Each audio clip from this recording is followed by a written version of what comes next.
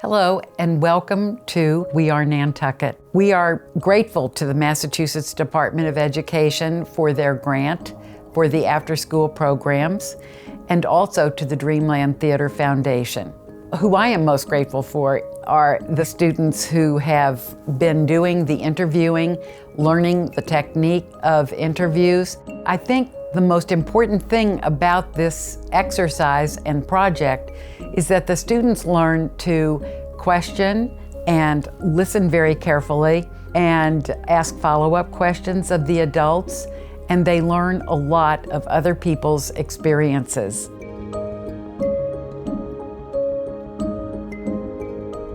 My name is Neely Gamble, and today is November 15th, 2022.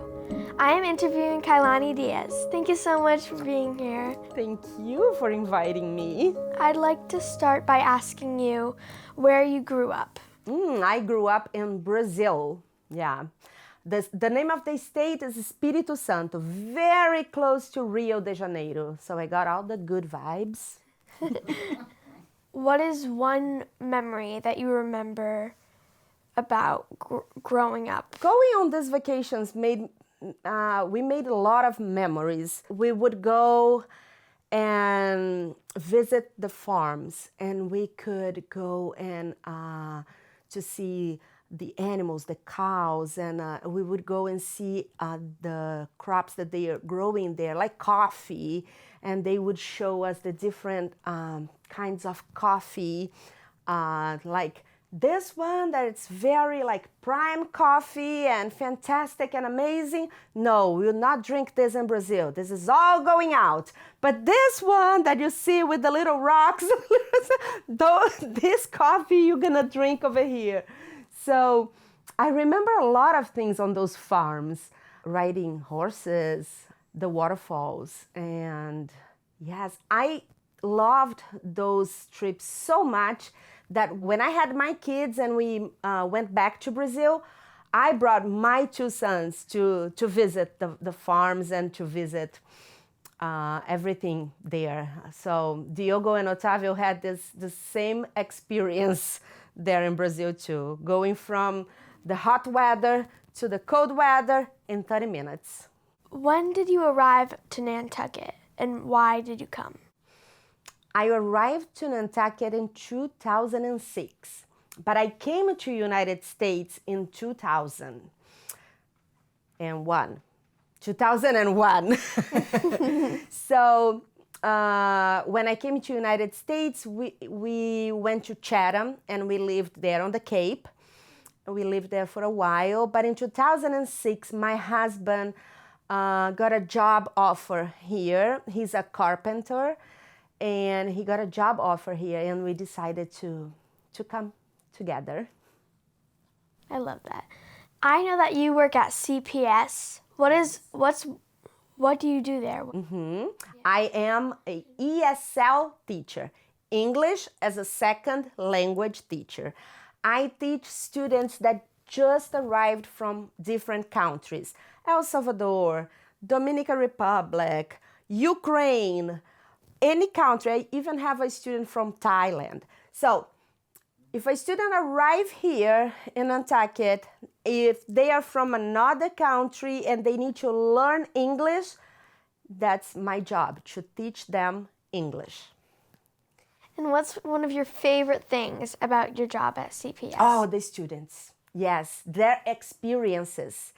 Oh, without any doubt. It's hard to teach, because I want to learn so much from them that sometimes I need to tell myself, you need to stop talking so much with your students.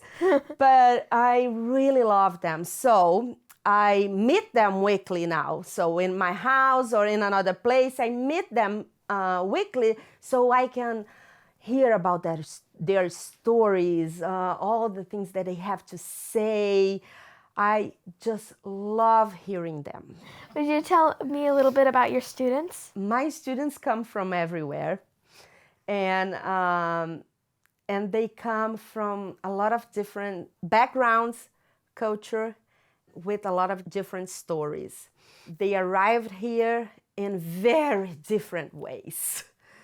not all of them arrived here with documentation and ready to become a student. And so they arrived here with no English and with lots of difficulties.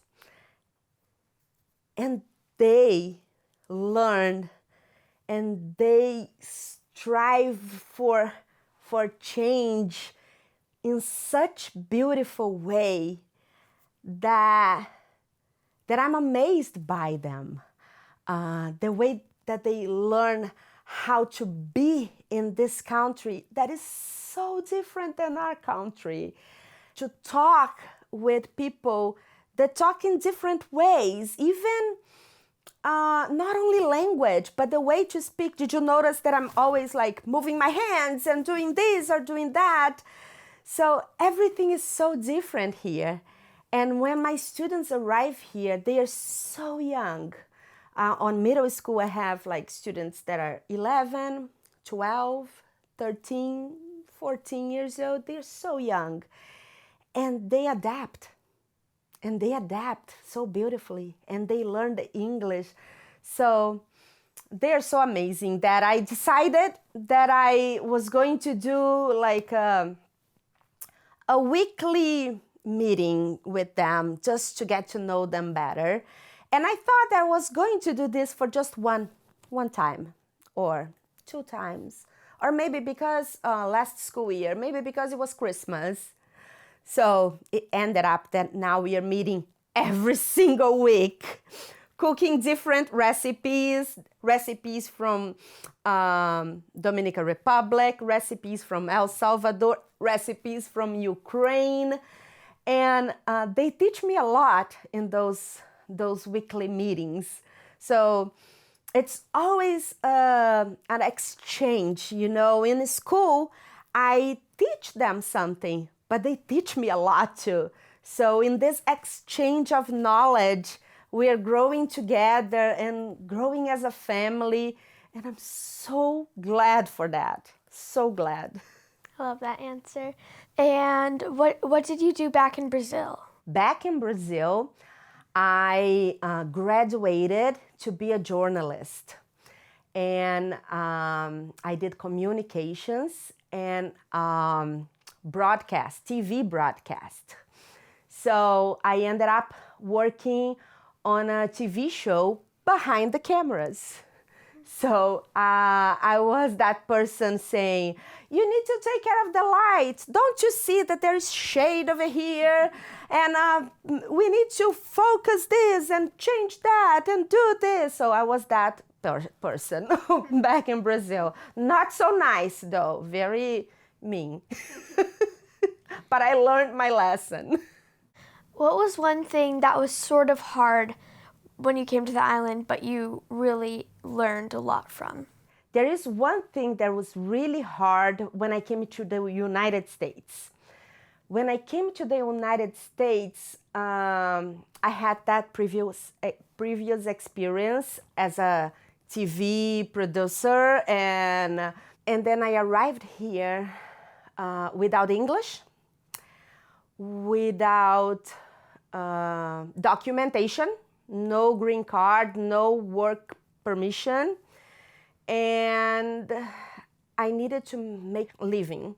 So I ended up working in a restaurant, washing dishes.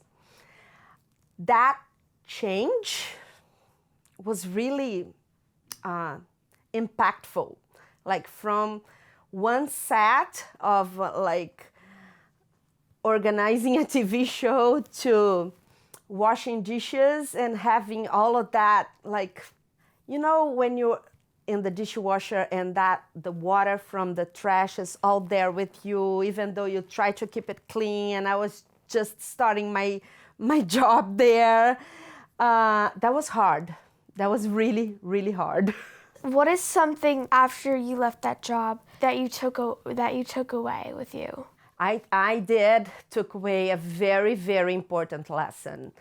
I remember being the person on the studio TV, asking and demanding and telling people what to do, and then after that, going into the job of washing dishes and get yelled at, that moment of from this to that impacted my life a lot. I learned a lot from that. I learned how to be a better person.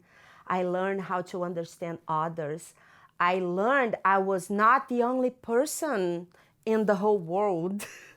I learned that we need to care for each other. So I learned so much that I take that moment that was the worst part of my life and at the same time the best part of my life for all these lessons. I take all of that with me. So in any job I go, in anything I do, I always keep in mind that person who arrived here without documents, without the language, without knowledge about the culture here, and survived. So to survive, I needed to learn all of these skills of caring about others and listening and understanding differences. And all of that I learned on that dishwasher. That's a good life lesson.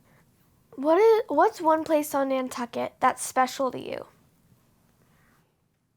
All of the beaches, especially the one that I walk to from my house. I usually, when I'm not feeling like the best, my best, I take a walk and I go to Surfside and I sit on the sand and I look at the waves and I pray. So that spot is really nice, very, very good to me. It is special because it's a place that reminds me of calm, reminds me of deep and good breath. What's one thing that you think is very special about our island and our community? The community. This community is amazing. How many times I've seen this community getting together and organizing themselves, I don't know how, to help a family. I've seen many times when a member of a family is sick or with something. People get together to raise money for boat rides, for hotels in Boston. They get together, they raise money, they cook food, they bring meals to people's door. They take care of moms that just had their babies. This is an amazing community. I don't see that in a lot of places. What's one story you have about Nantucket and our community? When we got selected on Habitat for Humanity, we needed to find people to help us to build their house, to build my house for free. Not that I would go and pay people to come and help me the whole day or 2 days or 3 days or every week. Not that. I needed to find people that would do that for free. That's not an easy job. And this community took turns. They came, they helped us with everything of building the house. So we were selected on Habitat for Humanity. And I still have, like, when I am in my house, when I'm sitting in my living room, when I'm looking at my walls, I see the people helping, painting, putting the trims on the windows, doing everything like that we need to do with the floor, with the walls, with the lights. I see them. It's like I live in the house with such beautiful history. like that a lot of people got together to build. So that's a very good memory to have. I really like that. I really like that a lot. And what is one piece of advice you'd have for kids growing up everywhere, middle schoolers, high schoolers, people in college? My advice for you guys is I understand that school is so important and your career is important and where you go to college is important, but the main thing is who you are, your character, is who you are as a friend, as a daughter, as a mother, as part of the community. So we were made to serve people. We all were made to serve.